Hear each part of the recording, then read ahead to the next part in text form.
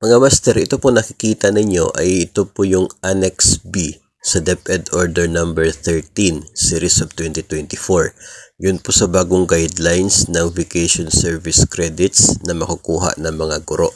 So dito po sa Annex B ay para po ito sa mga activities na nangyayari during weekends, holidays, Christmas and summer or long vacation. So kapag nangyari po sa mga ganyan na mga araw, ang activity po ninyo at approve yung pagbibigay ng service credits ay yung isang araw na presensya ninyo, which is equivalent to 8 hours, 8 oras na presensya ninyo sa isang activity. Kung dati po 1 day lang yung service credits na makukuha ninyo, sa ngayon ay 1.5 na. Isa't kalahating araw na service credits ang equivalent na ibibigay po sa inyo. So ibig sabihin parang mayroon kang 50% na additional. So parang overtime pay na po yun. No, doon po sa pag-attend niyo sa activity na nangyari outside of the office hours. Kasi nga weekend, holiday, Christmas and summer vacation. So dapat walang pasok pero pinapapasok kayo.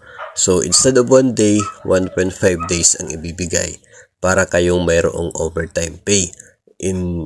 Pero na hindi po sa form ng cash kundi sa form ng service credits.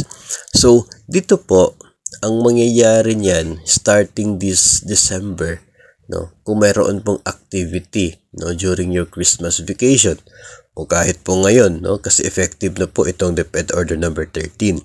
Kung may activity kayo na nangyari on weekend or holiday, tapos meron approval ng SDS na bibigyan ng service credits ang activity na yon kasi nakapaloob sa DO13, pasok doon sa mga guidelines. So, ito po ay applicable na. Isang araw, 1.5 days na kapalit na service credits po ninyo.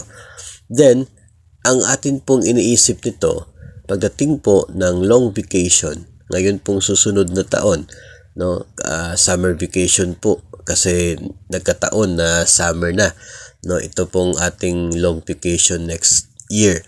So, doon po nangyayari, 'di ba, yung NLC, National Learning Camp, yung Brigada Eskwela, yung yung enrollment.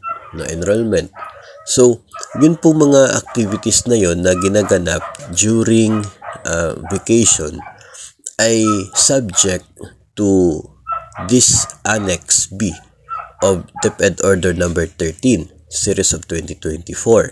Ang ibig sabihin nun, ang mga activities na yan ay magkakatanggap ka ng isa't kalahating araw na service credits sa isang araw na serbisyo mo during those activities ng DepEd. So, maganda po yun. No? Kasi kung dati, yung 10 days na pag-attend mo, ay 10 days lang yung matatanggap. Ngayon, 15 days na. Didagdag benefit na po yun para sa mga teachers natin na dagdag na service credits na pwede po magamit in the future. So, this is good news and we will look forward sa implementation po. No, abangan po ninyo even dyan po sa inyo kung mayroon kayong activities na nangyayari during these days na nabanggit dito po sa Annex B. No, kung yun bang ibinigay na actual service credits ay related ba or nag-coincide ba dito sa Annex B na dapat plus 50% dapat ang makukuha po ninyo. Kasi yun po ang laman ng DepEd Order number 13, Series of 2024.